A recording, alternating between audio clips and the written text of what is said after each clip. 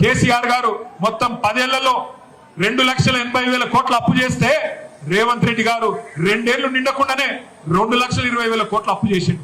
సరే కేసీఆర్ ఏం చేసిండు 2,80,000 కోట్ల అప్పుతోని అంటే కేసీఆర్ గారు హైదరాబాద్ లో 42 ఫ్లైఓవర్లు కట్టిండు, 42 బ్రిడ్జిలు కట్టిండు, SRDP కింద అద్భుతంగా హైదరాబాద్ నగరాన్ని అభివృద్ధి చేసిండు. నువ్వు వచ్చినాక ఒక్క బ్రిడ్జ్ కట్టినావా? నువ్వు వచ్చినాక బ్రిడ్జ్ కాదు కనీసం ఒక్క కొత్త రోడ్ వేసినావా? ఒక్క మోడీకి ఇటుక పెట్టినావా?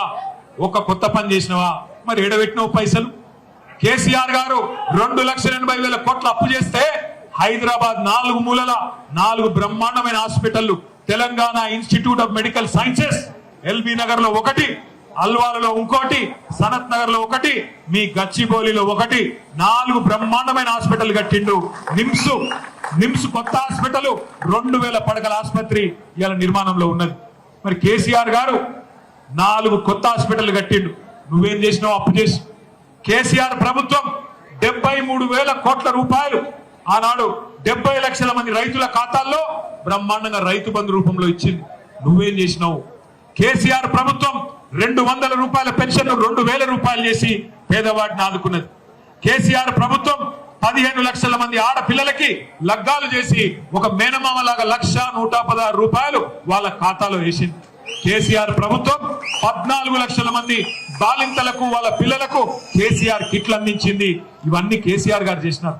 జిల్లాకు ఒక మెడికల్ కాలేజ్, మేడ్చల్ జిల్లాలో, రంగారెడ్డి జిల్లాలో బ్రహ్మాండమైన మెడికల్ కాలేజీలు, బ్రహ్మాండమైన నర్సింగ్ కాలేజ్. హైదరాబాద్ మహానగరం మొత్తంలో 36 STPలు, మూసీలోకి పోయే ప్రతి చుక్క మురికి నీటిని ఇవాళ శుద్ధి చేయడానికి 3,866 కోట్ల రూపాయలతో STPలు కట్టినాం. మీ కోకాపేట STP నేనే ఇనాగరేషన్ కూడా చేసిన, దుర్గం చెరువు STP కూడా నేనే ఇనాగరేట్ చేసిన.